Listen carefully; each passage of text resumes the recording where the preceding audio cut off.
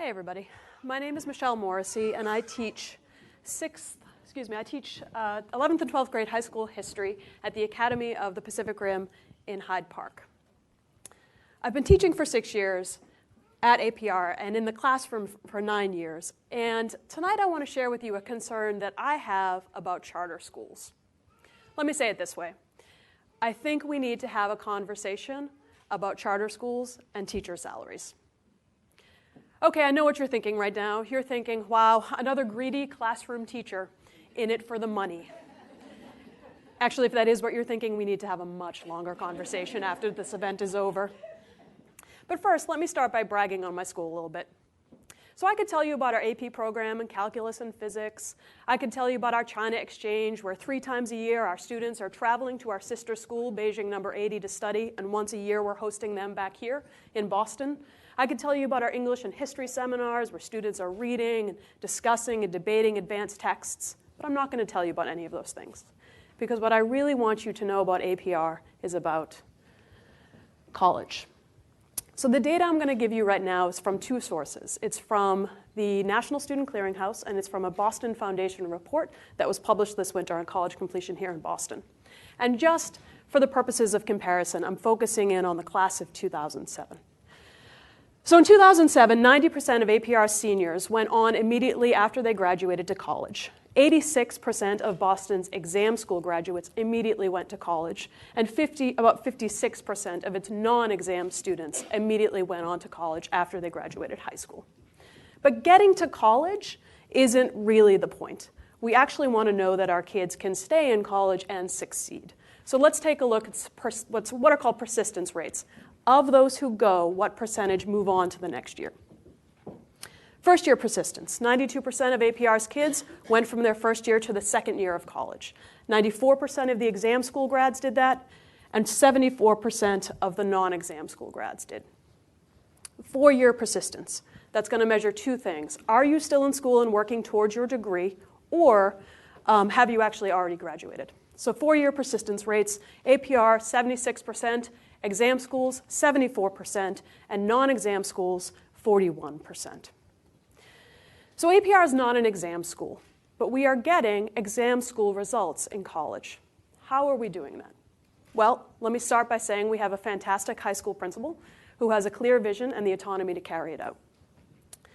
But that's not all, as she would tell you herself. We also have a team of experienced teachers. 70% of the high school staff have been in our high school for 5 years or longer. So we're not only experienced individually, we're actually all experienced together. What does it mean to have experience? It means you can see the big picture. Before I go on, is anyone here a first-year teacher? Is anyone in their first year in the classroom? Oh, okay, that's great. If you guys could just go like this for a minute. First-year teachers don't really know what they're doing. When I was a first-year teacher, I used to cry every Sunday for the entire day, for the entire year. It actually got to the point where it was routine. Like, I would cry when I was planning and grading, and I would cry when I was making dinner, and I would cry when I was folding laundry. It was a Sunday. That's what I did. I cried. Maybe surprisingly, I did go back to the classroom after that, but it took me until my 3rd year to actually start to think about moving kids' skills forward, making them better readers, making them better writers. To start to think about that took me 3 years.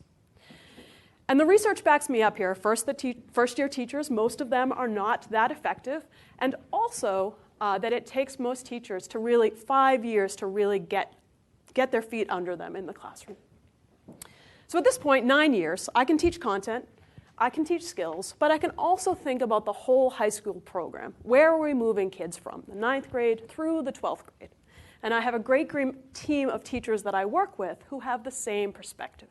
So we can work together to make the program better. And we are relentlessly focused on college. So if you just happen to drop into our faculty room, you would hear the following kinds of conversations. You would hear, well, in college, they're going to need to, or in college, no professor is going to. And here's the thing about this 2007 data.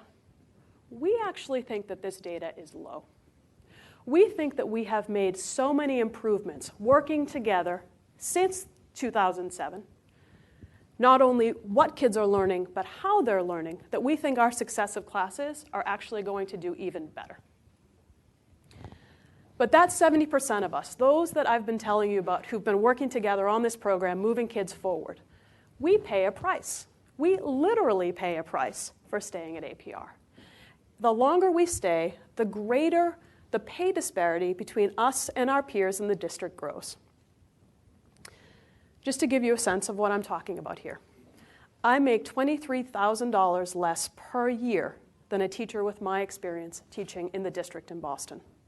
And I make $10,000 less per year than a teacher teaching at districts in and around the greater Boston area.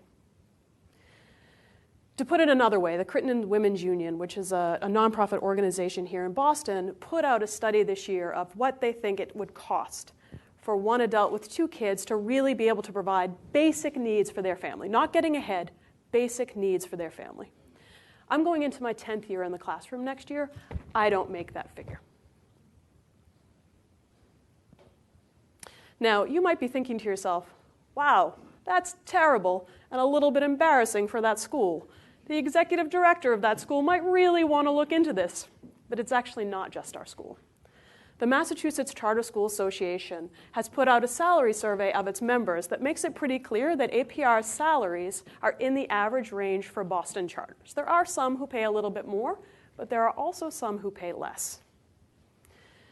And that same data suggests that the cost of that disparity for Boston charters is real. This year, there was only one Boston charter school who reported having no first-year teachers in their school. But a full 20% reported not having a single teacher with 10 or more years' experience. So experienced teachers just are not coming to or staying at Boston's charters. So you here who are tonight at the Boston Foundation, you might not see this as a moral issue.